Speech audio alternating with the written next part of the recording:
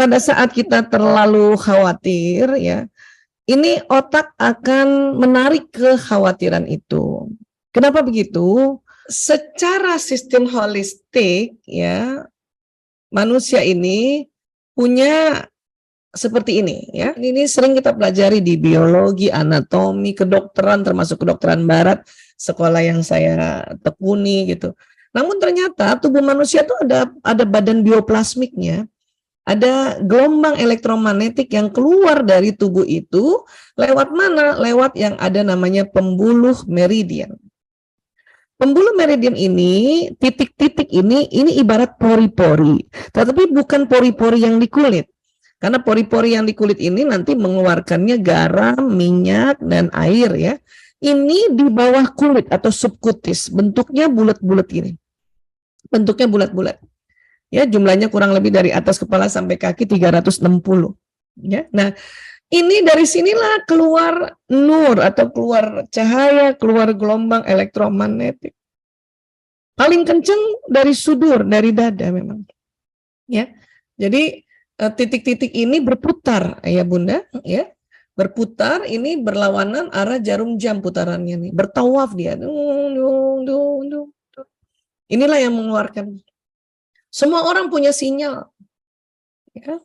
Makanya kalau misalnya ayah Bunda misalnya bicara tentang gadget, sebetulnya tubuh kita gadget, tubuh manusia itu gadget ya, bahkan gadget alam semesta yang Allah ciptakan. Gadget yang dibuat oleh manusia itu ngikutin cara kerjanya tubuh manusia sebetulnya.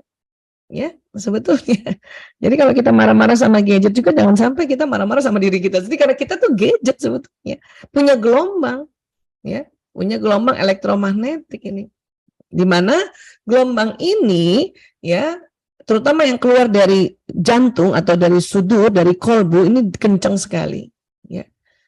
Ini ilmu apa Bu Aisyah? Ini namanya ilmu ya fisika kuantum. Kalau fisika biasa yang kita pelajari ya, fisika Newton namanya, itu baru fisika yang kelihatan fisiknya. Ini fisika yang betul-betul keluar dari gelombang. Bahkan dikatakan juga inilah juga ya salah satu kerja dari roh kita gitu. Bahkan ada juga ditelitinya bahwa di sinilah malaikat-malaikat manusia ini bergabung, karena ini berkolaborasi dengan malaikat yang juga tercipta dari cahaya, dari nur gitu. Ya. Nah, salah satu yang meneliti ada namanya Richard Feynman, ini disebut elektrodinamika kuantum. Fenomena alam yang berkaitan dengan energi sangat erat kaitannya dengan fisika kuantum. Energi dapat menembus ruang dan waktu, ya, sehingga tubuh manusia ini memang mengeluarkan gelombang, mengeluarkan gelombang. Nah, hati-hati, pikiran dan perasaan manusia ini akan terbroadcast lewat gelombang ini. Ya, tadi ditanyakan sama Pak Anang, kalau kita misalnya khawatir, terus berkepanjangan, hati-hati, khawatirnya ini akan terbroadcast, dan karena gelombang ini ada magnetnya, maka kekhawatiran itu akan ditarik, maka akan terjadi. Untuk itulah, ya, kita perlu belajar tentang ilmu gelombang ini. Khawatir boleh, tapi nggak boleh kelamaan, ya. Makanya kenapa Allah ingatkan untuk kita ya cepat-cepat berhusnuzon. Jangan kelamaan di suuzon, karena itu akan terjadi. Memang begitu. Ya, itu udah diteliti. Apa yang kita takutkan itu akan terjadi. Ya. Nah, sehingga pada saat mungkin kita khawatir terhadap sesuatu, segeralah istighfar. Astagfirullahaladzim, ya Allah, astagfirullah. Na'udzubillah min zalik. Itu Allah sudah ajarkan lewat Rasulullah SAW cara-cara untuk mengcounter atau mendelete ya prasangka-prasangka negatif ini, atau men-switch dari negatif ke positif. Astagfirullahaladzim, na'udzubillah min zalik. Insyaallah ya Allah. Itu tadi kan kita minta tawakal pada Allah. Ya. Nah, kita ajak bicara. Tadi ada yang bertanya kan bahwa ini gimana, dicontohkan atau biarkan dia melihat pembiasaan, itu kombinasi. Dan diharapkan waktu ibu misalnya menasehati, mencontohkan, dan dia harus lihat juga kebiasaan ibu benar nggak dengan omongan ibu atau ngomongannya bundanya atau uminya. Ya. Kita suruh anak untuk tidak pakai gadget, tapi kalau dia lihat kita pakai gadget tanpa ada batasan waktu, maka dia akan ikut juga sama kita gitu. Karena kombinasi antara arahan, nasihat, contoh itu berkombinasi, ya. Dan juga secara batiniah kita aja berprasangka ini juga mempengaruhi, ya Allah. Bunda memang nggak marah secara omongan, nggak bawel, tapi jengkel. Itu jengkelnya Bunda akan keluar dari badan ini dan anak merasakan, ya.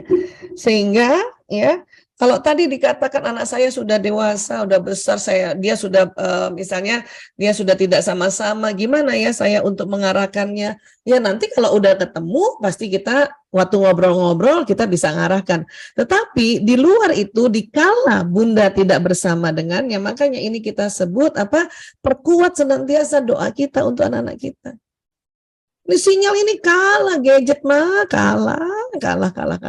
Lebih dari 4G ini. Bahkan gelombang ini ya, gelombang yang bisa menembus ruang, menembus waktu, bahkan menembus alam ini. Jadi buat kita yang misalnya sudah jauh dengan anak kita, kita khawatir, kita ingin juga memberi nasihat, tetapi dia jauh, itu nih pakai ini namanya, ini dialog jiwa ini namanya. Ya pakai doa, ya Allah, saya mohon ya Allah anakku jauhkan dari mara bahaya ya Allah. Ya. Tadi tuh kalau Bunda ada kesal sama atau ayahnya ada kesal sama anak, ya Allah saya maafkan anakku, ampuni dia ya Allah. Dan kenapa tadi doa ini harus kita sebut namanya ya, Fulan bin Fulan, Fulana binti Fulan, ini supaya sinyal ini menuju orang yang kita mau doakan gitu.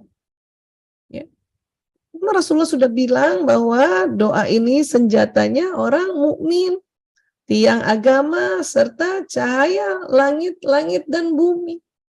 Jadi kalau kita sedikit-sedikit doa itu ada senjata kita sebagai orang beriman. Dan orang yang sedikit-sedikit doa itu agamanya tuh tegak dia. Dan yang luar biasanya pada saat kita berdoa, diteliti oleh para ilmuwan bahwa kalau kita doa cahayanya itu keluar dari badan, bahkan sampai langit-langit, bahkan sampai bumi. Nah inilah yang sampai nantinya kepada orang yang kita doakan, apalagi anak kita. Yang sinyalnya yang sama satu provider, terutama sama ibu. Sama-sama satu provider istilahnya. Ini punten Bu Nevi bukan di endorse, cuman mau ini aja kasih contoh ya. Kalau ibunya XL, anaknya XL. Jadi kalau Bunda khawatir, hantem doa aja tahu gitu, Masya Allah. Nah, kalau kayak gitu saya mah udah sering lakukan, betul, makanya Bunda lanjutkan dengan berdoa. Tinggal ya waktu mendoakan ada baiknya Bunda merasakan sungguh-sungguh bahwa doa ini menuju ke anak kita, makanya sebut namanya yang lengkap bersama nama ayahnya gitu. Dan supaya kita merasakan bahwa sinyal ini sampai pada anak kita atau orang yang mau kita doakan, hadirkan wajahnya. Karena waktu menghadirkan wajah itu kerja otak kanan. Tubuh manusia ini kan terbagi dua, tadi otak kan kiri kanan ya. Ya, tubuh yang kanan yang atur otak kiri, jadi bersilang dia. Ya, tubuh yang kiri yang atur kanan. Kalau kita melafazkan doa, ya Allah saya kirimkan doa ini untuk anakku Fulan bin Fulan, itu baru dilafazkan kan, baik secara sir maupun zahir, itu baru otak kiri yang kerja. Pesannya baru jalan di tubuh yang kiri lewat sistem saraf tadi. Yang bawa sinyal baru yang kiri gitu. Jantung ada di tubuh kita, yang kanan maksud saya, otak kiri dia ke tubuh yang kanan. Jantung berada di kiri. Tadi kita juga belajar sama-sama bahwa sinyal yang jantung kenceng. Karena sinyal jantung tuh 5.000 kali lebih kuat dari otak. Nah, tubuh kiri yang atur otak kanan. Salah satu kerja otak kanan adalah visualisasi, membayangkan, menghadirkan. Ya. Itulah dalam hadis Rasulullah dikatakan, beribadahlah engkau seolah-olah engkau melihat Tuhanmu. Kata seolah-olah itu adalah kerja otak kanan. Maka Bunda yang selama ini sudah doa, sudah Masya Allah luar biasa, karena doa Bunda tinggal tambahkan sedikit supaya tambah khusyuknya itu waktu mendoakan, hadirkan wajahnya anak. Atau mungkin mendoakan suami, hadirkan wajah suami. Bunda masih ingat wajah suaminya masing-masing? Takut lupa. Kalau yang lagi ngambek lupa kayaknya, Bu. Iya, kalau lupa bagaimana, nggak bisa ngebayangin, lihat foto. Karena lihat foto juga kerja otak kanan. Itulah perlunya di HP itu ada foto keluarga. Tujuannya itu ya, Bu ya. Iya, untuk stimulasi otak kanan gitu. Ya, ya. Walau alam misalnya mudah-mudahan tadi sudah terjawab tiga-tiganya. Kalau tentang main game, gini, otak laki-laki itu otak bermain karena otak kanannya yang berkembang. Jadi kalau dikatakan buat anak laki-laki khususnya ya, bermain adalah belajar, belajar adalah bermain. Sekarang bermain itu karena ruang lingkup bermain di sekeliling rumah kita sudah sangat sedikit, itulah permainannya dalam bentuk teknologi digital. Anak saya mau main badminton aja susah, Bu Nevi. Harus ke gelanggang olahraga, jauh pula gitu. Mau main badminton depan rumah, baru dua kali serve, lewat motor, berhenti lagi. Baru 2 kali pukul, lewat mobil, berhenti lagi. Gitu, sekarang kan masalahnya itu. Main layang-layang udah nggak bisa, udah susah. Harus ada rooftop di atas, ya kadang-kadang ada rumah yang nggak ada rooftopnya. Pernah juga anak saya minta beliin ini, ya Bu Lilis, anak saya minta beliin meja pingpong. So saya bilang gini, nak, kayaknya meja pingpongnya lebih besar dari meja makan kita deh. Karena rumah kami kecil gitu kan. Rumah sekarang nggak ada yang besar-besar. Jadi makanya dengan kesadaran tinggi bahwa oh ya sudah berarti memang mainnya lewat teknologi digital. Kalaupun ditanya gimana ngaturnya, sekarang tergantung anaknya usia berapa. Kalau masih TK cepet-cepet diatur. Tapi kalau sudah SMA, sudah kuliah, udah nggak bisa diatur karena memang itu kebutuhan. Teknologi digital ini sebuah kebutuhan sekarang. Dan bermain itu kebutuhannya anak laki-laki atau kebutuhan anak-anak. Sekarang antara kebutuhan dengan ketergantungan, nah bedakan aja.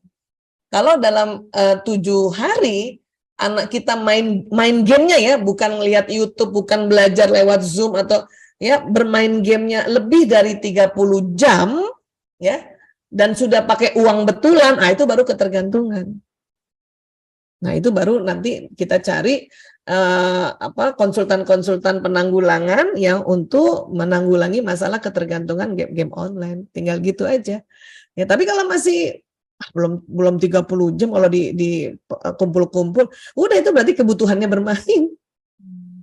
Iya, sekarang main layang-layangan kan pakai gadget. Berarti orang tua harus legowo melihat itu gitu ya Bu Aisyah. Iya. Supaya bisa legowo kan harus berempati kan. Iya, saya makanya waktu ngobrol-ngobrol sama anak di rumah saya nggak punya ruang tamu saya, Bu Lilis. Jadi kalau nanti kapan bertanding rumah saya nggak ada ruang tamu. Kenapa? Anak laki-laki ada 4 main bola, main basket. Ya punya ruang tamu aja, orang nggak punya lapangan. Kalau yang tinggalnya di daerah masih ada lapangan bola, keren banget tuh, Masya Allah. Ya Allah, ya. Nah kurang lebih seperti itulah makanya kenapa semua apa-apa dikecilin. Rumah aja dikecilin sekarang, nggak ada lagi rumah orang gede-gede.